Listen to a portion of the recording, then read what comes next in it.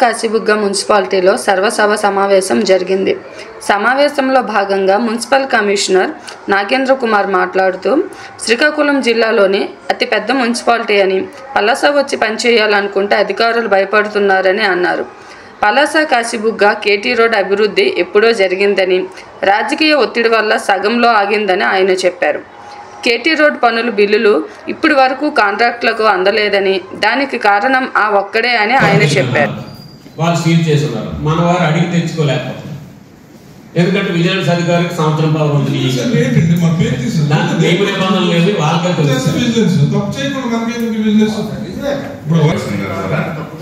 ఏదైతే ఇప్పుడు చెప్పారో అదని నోట్ చేసుకోవడం జరిగింది సార్. దాని మీద ఒకసారి పై అధికారితో కూడా నేను సంప్రదించి మనం ఏదైతే కౌన్సిల్లో ఈరోజు మీరు చెప్పారో ఎవరైతే పిటిషనర్ ఉన్నారో వారి మీద ఒక తీర్మానం చేసి మనం పైన కలెక్టర్ గారికి కానీ వివిధ డిపార్ట్మెంట్ వాళ్ళందరికీ పంపిద్దామని దాని మీద నేను ఒకసారి వివరణ తీసుకొని దాన్ని నోట్ తయారు చేసి మీ యొక్క అందరి అనుమతితో ఈ కౌన్సిల్ వారి అనుమతి ఉంది కాబట్టి దాన్ని పంపించడానికి ఇమీడియట్ గా ప్రయత్నం చేస్తాం, గ్యారంటీగా చేద్దాం సార్. అలాగే ఏదైతే కౌన్సిల్ సభ్యులు అడిగినట్టుగా విజిలెన్స్ లో లోపాలు ఉంటే పట్టుకుంటారు, లేదంటే లేదు అంటున్నారు. కానీ విజిలెన్స్ లో మొత్తం ఫైల్స్ అన్ని సీజ్ చేసి పట్టుకెళ్ళిపోయిన తర్వాత మనం ఫైల్ మూవ్ చేయాలంటే మన దగ్గర ఫైల్ ఉండదు sir. First of all vigilance complaint వెళ్ళిన తర్వాత అది నిజమా కాదా నిజనిర్ధారణ జరిగినంత వరకు ఫైల్ మనకు వస్తే కానీ మనం బిల్ కంటిన్యూ ప్రాసెస్ చేయలేము. వాళ్ళని మొన్న కూడా నేను ఏ గారు కూడా పంపించాము, ఏ గారు కూడా వెళ్ళారు. వెళ్తే ఎంక్వైరీలో ఉంది కదండి, ఎంక్వైరీ అయిన తర్వాత మీకు ఫైల్స్ ఇస్తామని చెప్పడం కూడా జరిగింది సార్. దానివల్ల మనం బిల్లు చేయలేకపోయాం. కానీ అప్పటికే బిల్లు చేసి ఉండుంటే అదొక పార్ట్. బిల్లు చేయకుండా వాళ్ళు ముందుగానే మన దగ్గరకు వచ్చి ఈ ఫైల్స్ అనేది తీసుకెళ్ళిపోవడం వల్ల కాంట్రాక్టర్ అయితే రూపాయి పేమెంట్ ఇవ్వలేదు. మనం ఏ కాంట్రాక్టర్ గారికి ముగ్గురు కాంట్రాక్టర్లు ఉన్నారు, ముగ్గురు కాంట్రాక్టర్ కూడా ఒక రూపాయి కూడా మనం చెల్లించలేదు రోడ్డు పరంగా. దాని మీద నాణ్యత లోపం కూడా లేదని మనం క్యూసీలో తీసుకున్నాం రిపోర్ట్స్, వాళ్ళు ఇస్తున్నారు. కిడ్నీ రోడ్డు ఉంది, ద్వారా అప్పటి సీఎం గారు మాజీ సీఎం గారు అదే రోడ్డు మీద వెళ్ళారు, అది ఓపెన్ చేశారు. ఆయన కూడా అప్రిషియేట్ చేశారని అప్పుడు కలెక్టర్ గారు చెప్పారు. ఇలాగన్నీ ఉంటాయి, లోపాలు ఉండొచ్చు, లేకపోవచ్చు. కానీ ఎంక్వైరీ జరిగినంత కాలం ఫైల్ మన దగ్గర లేనప్పుడు మనం బిల్స్ చేయగలిగిన పరిస్థితి ఏర్పడుతుంది సార్. ఈ విషయాలు చాలాసార్లు మనం అందరికీ చెప్పడం జరిగింది. ఇలాగ కంప్లైంట్స్ వస్తున్నాయండి. ఒక అధికారి ఎవరైనా ఏ స్థాయిలో అధికారి అయినా ఒక ఏరియాకి వచ్చి పని చేయాలనుకుంటే అక్కడ ఏదో పని చేయాలి అన్న తపంతో ఉండేవాళ్ళు ఉంటారు, పని చేయకుండా కాలక్షేపం చేసే అధికారులు ఉంటారు. నేను ఏం కోపం చెందుతానో ఈ పురపాలక సంఘం అందరికీ తెలుసు. పనిచేయడానికి మేమైతే ముందుగా ఉంటున్నాం. కానీ ఈ కంప్లైంట్ నిజంగా భయపడుతున్నారు సార్. ఇక్కడ ఉన్న ప్రతి ఒక్క సిబ్బంది కూడా మనకి ఎందుకులే మనం ఏదైనా చేస్తే 3 రోడ్లు ఏదైతే కేటీ రోడ్డు ఉందో 3 సంవత్సరాలు ఆగిపోయింది, డబ్బు లేదన్నారు. నేనే మంత్రదానం వేసి డబ్బులు తీసుకురాలేదు, లేకపోతే చైర్మన్ గారు లేదా అప్పటి మంత్రి గారు ఎక్కడి నుంచి డబ్బులు తీసుకురాలి. మన పురపాలక సంఘంలో ఉన్న నిధుల నుంచే మనం ఇదే కౌన్సిల్ గారి తీర్మానాలు తీసుకొని మన దగ్గర ఉన్న డబ్బులు ఏదైతే ఏపీడీసీఎల్ వరకు మనం ముందుగా చెల్లించిన 4 కోట్ల డబ్బుల నుంచి మనం చూపించి డిఎంఏ గారితో మాట్లాడి ఇవన్నీ నా ముందున్న అధికారి కూడా చేయొచ్చు. ఆయన చేయకుండా ఊరుకున్నారు. ఆయనకున్న ఒత్తిడి లేక మాకు తెలియదప్పుడు. కానీ మీ అందరి సహకారంతో మనం చేసాం. ఆ మురికోపంలో గోధుమ రోడ్లలో ఇదే ఊరు ప్రజలు తిరుగుతూ తిట్టుకునేవారు మన మున్సిపాలిటీ. మన కౌన్సిల్ సభ్యులను ప్రతి ఒక్కరిని తిట్టుకున్నారు, మీ అందరికీ తెలుసు.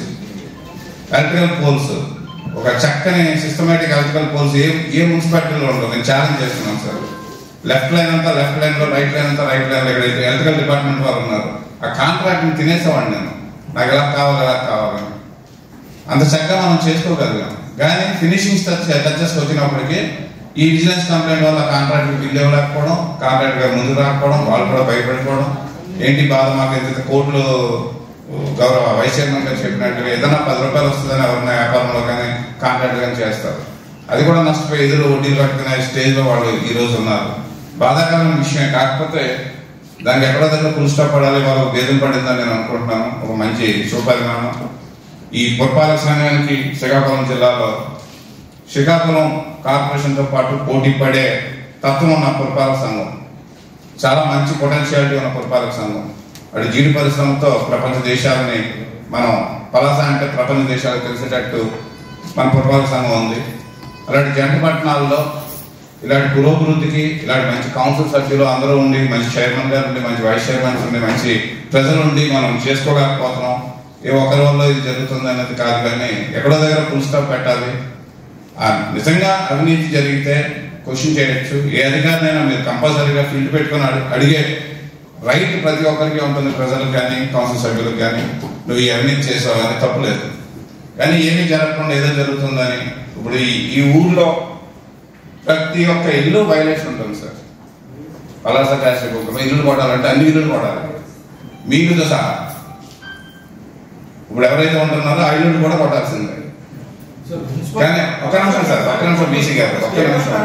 ఇప్పుడు ఆ వైలేషన్స్ అంటే ఈ ఊరు వరకు మనం మాట్లాడదాం సార్, మిగతా ఊర్లు మనకు అక్కడ ఇలాంటివి లేదు సార్, ఇక్కడ గురించి మాట్లాడుకుందాం. సో అన్నింటి మీద అవుతుంది అంటే ఏదో నిరుపేద ఒక చిన్నవాడు ఒక చిన్న స్థలం కొనుక్కొని ఇల్లు కట్టుకుంటుంటే దాని మీద, లేదు పెద్దవాడు కట్టుకుని దాని మీద, అన్నింటి మీద పెడుతుంటే ఏ అధికారి ఇక్కడికి వచ్చి ఈ రోజు అధికారి ఇక్కడ లేకుండా నాకు ట్రాన్స్ఫర్ అయిందంటే ఆ ఒక్కడి నిదర్శనం మీకు చాలు సార్. ఇక్కడ రావడానికి భయపడుతున్నారు, ఈ ఊరికి వచ్చి ఉద్యోగం చేయడానికి భయపడుతున్నారు సార్. దయచేసి నేను గౌరవ ఎమ్మెల్యే గారు మనకు ఫస్ట్ మీటింగ్ పెట్టినప్పుడు వారికి కూడా చెప్పడం జరిగింది, మాకు ఉద్యోగ భద్రత కల్పించండి అమ్మా, మేము పని చేస్తాం, పని చేయడానికి మేము సిద్ధంగా ఉన్నాం, ఉద్యోగ భద్రత కల్పించండి, మాకు ఏమవుద్దు, మేము తప్పు చేస్తే నిర్ణయండి. ఇక్కడ నా ప్రతి ఒక్క సిబ్బంది నాతో పనిచేస్తాం, ప్రతి ఒక్క సిబ్బంది ముళ్ళ మీద కూర్చొని మాత్రమే పనిచేస్తున్నాం సార్. ఎప్పుడు వెళ్ళిపోతామా అన్నదే అనుకుంటున్నారు, కానీ ఇక్కడ ఉండి చేద్దామని ఛాలెంజింగ్గా చేద్దామని ఎవరు ఉంటామా, ఏదో మొండితనంగా పనిచేస్తున్నాం అంతే. కాబట్టి అందరికీ కూడా మేము నిజంగా ధన్యవాదాలు తెలియజేస్తాం ఈరోజు ఈ సభ్యులందరికీ. మాకు ఒక మంచి మీ అందరి సపోర్ట్తో ఏదైతే చెప్పారో ఒక కౌన్సిల్ ఒక తీర్మానం చేశారు, ఆ తీర్మానాన్ని పై అధికారులతో కూడా డిస్కస్ చేశారు. విజిలెన్స్ ఎస్పీ గారికి కూడా తెలియాలా, జిల్లా కలెక్టర్ గారికి తెలియాలా, ప్రభుత్వంలో మున్సిపల్ సెక్షన్ ఉన్న ఆర్డీఎంఏ గారికి కానీ డిఎంఏ గారికి కానీ ఇక్కడ జరుగుతున్న విషయాలు వాళ్ళు నిజము అని వీళ్ళు పిటిషన్ అనుకుంటారు. ఈ సభ ద్వారా ఈ 60,000 మందికి సంబంధించిన ప్రజాప్రతినిధులు అందరూ ఏకోన్మాకంగా తీర్మానం చేసి పంపించిన విషయాల్ని ఈ పిటిషన్ దారుడు ఓన్లీ ఒక్క పురపాలక సంఘంలో వచ్చి 10 పిటిషన్లు ఈ ఒక్క సంవత్సరంలోనే కంటిన్యూగా అదే పని ఊరు ప్రధానం. ఈ పిటిషన్లు పెట్టడం వల్ల అధికారులు పని చేయలేక ఇబ్బంది పడి కొంతవరకు విజిలెన్స్ వచ్చి నిజమా కాదని ఫైల్ తీసుకెళ్లి ఎంక్వైరీ కొద్ది రోజులు ఇలా ఉండడం వల్ల పనులు కుంటుపడుతున్నాయి. కాబట్టి ఈ అక్రమ పిటిషన్ని మరి పరిగణలో తీసుకోకూడదని సభ ద్వారా ఆ వ్యక్తి ఇచ్చింది.